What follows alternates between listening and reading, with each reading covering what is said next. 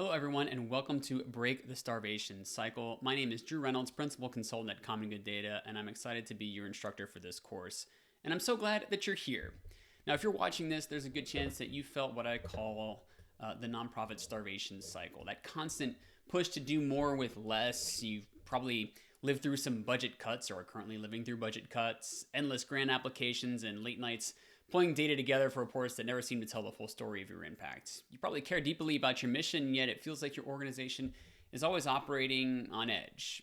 And this is what we call the starvation cycle. It's a pattern that so many nonprofits and public sector organizations fall into, often really through no fault of their own. It happens when our funding systems and our culture and even our mindset reinforce this idea that overhead is waste, leaner is better, and that real impact means stretching every dollar until it breaks.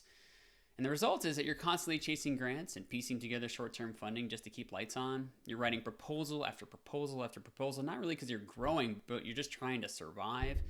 And you don't have the stable funding for core operations or staff development, and you're forced to rely on temporary project grants that just end right as you're about ready to start building momentum and start to show real impact.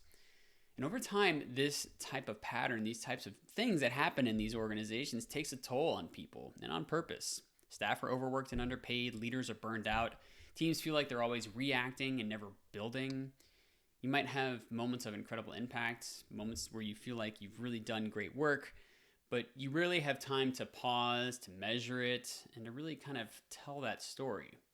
And to think about how that story fits in a long-term perspective of your organization that is stable, that is well-funded, and that wants to make deep, lasting impact on some of the biggest societal challenges that we face.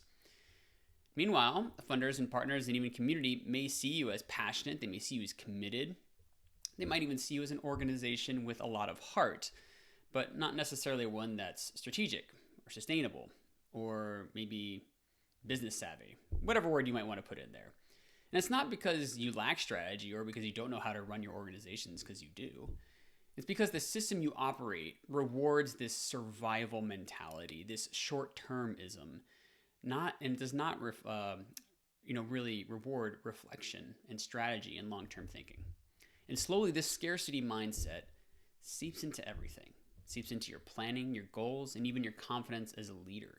You start thinking, I can't plan for a year from now, or 2 years from now, or 5 years from now, because I am still trying to plan for next week. I can't set goals for a year from now or 2 years from now or 5 years from now because I'm still thinking like I don't even know where I could begin with that. What goals can I set in this turbulent environment that I'm living in? And you start to think, I had all this confidence and ideas when I came into this position, into this role. And now that I'm here, I feel like I'm stuck. I feel like there's so many limits on what I can do and that maybe I'm not as good at this as I thought I was. Now, those thoughts are all just thoughts, but they come in and they sort of grow inside the back of our minds when we get stuck in this system of scarcity. This scarcity mindset, again, that seeps into everything. And you start to believe that you have to justify every expense, every new hire, every piece of infrastructure, every last dollar. Not to say that every last dollar doesn't count, but in the sense that every single one of these is almost like, I don't know if we can do this, even though there really are essential items, or at least they would be in the private sector, for example. And you start to play small as a leader, not because you want to, but because you've learned that that's what keeps the lights on. It's not like you're only trying to get through the next quarter or the next year because that's what you desire, but it's because you've had so much turbulence in the environment that you're working in that you feel like you don't have the ability to look long-term, to think big. But here's what I want to try to share with you today, is that it doesn't have to be that way. This starvation cycle is not inevitable. It's a mindset, and like any mindset, it can be changed.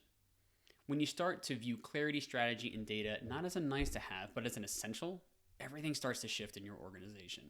You stop reacting to funding opportunities and start designing your own path. You begin to attract support instead of constantly chasing it, because funders and partners are drawn to organizations that know who they are, what they do, and how they measure success. Breaking the starvation cycle starts with an awareness, naming what it is, and that's exactly what you have done by being here. Now, in this course that you've joined here today, we're going to look at how to shift away from this scarcity-driven approach and build something stronger, a way that's leading with confidence, with strategy, and with sustainability. I'll introduce you to a framework I call the Clarity, Impact, and Funding Framework, or the CIF framework, a simple but powerful model that helps organizations understand exactly where they are, what they need next, and how to connect their mission to meaningful and lasting support. You'll also assess your organization's readiness, learn strategies to take action even when things aren't perfect, and start to see what's possible when you have the infrastructure, confidence, and data to back your story. But before we get into all those details, we're going to start on our next lesson talking about what the opposite of the starvation cycle and a scarcity mindset are. And that's what I call the impact mindset. And I can't wait to have that conversation with you next.